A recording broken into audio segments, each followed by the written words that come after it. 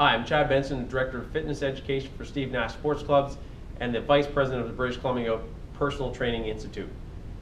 Today I want to discuss the concept of the fat burning myth, and specifically as it relates to this concept called the respiratory quotient, or RQ. What you really need to know about fat burning and how it actually occurs is under what conditions it occurs. So I'm going to briefly discuss this too. So what you see, and I'm going to play the video here for a moment, is that an RQ of 0.7 represents pure fat burning, whereas an RQ of 1 represents pure carbohydrate burning. And therefore, the way you fuel your exercise will be dictated by, or what energy substrate is used will be dictated by the intensity of that exercise. So let's let the video play for a moment. Carbohydrates and fats are fueling metabolism. It's important to note that an RQ of 0.7 only occurs while at rest. As the intensity of exercise increases, so does the contribution of carbohydrates as a fuel source.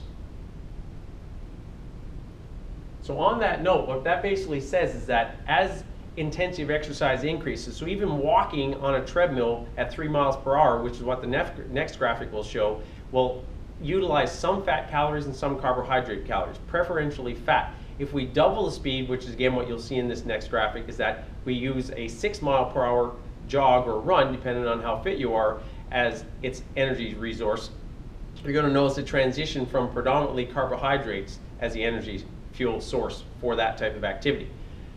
But what you will see is the importance of fat burning. So what you'll see is that although the percentage of carbohydrates being utilized during higher intensity activity is higher, the total number of fat calories is still significantly higher using the higher intensity format.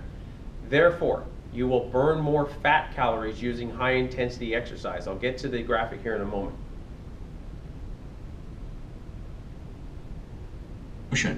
The thought is that people burn more fat at a lower intensity exercise because such easy work does not require getting energy quickly from carbohydrates.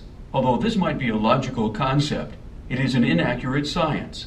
Okay, so if you look at this specific graphic, what you'll see, for example, when we use the scenario 2, which is 20 minutes at 6 miles per hour, although the percentage of carbohydrates and fats are very equal to one another, that's a middle RQ. So remember, RQs went from 0.7 to 1. Well, this is 0.86.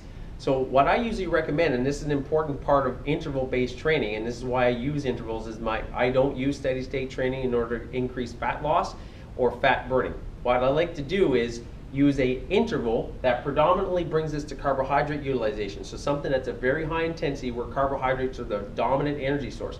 But the cool thing is, when you rest, your RQs start to drop very fast, and that respiratory quotient then moves towards fat burning. So during your rest interval, so you're going to now begin burning fat as a preferential energy source. And that's smart because your body wants to restore its ATP and get blood glucose back available so they can energize itself more quickly. Fat, although an extraordinary energy source for the body, isn't readily available and isn't available quickly. So when the body wants to use carbohydrates, so it preferentially goes to the fat stores. So you start using fat during rest. Work hard, rest hard, burn fat calories, avoid the fat burning myth.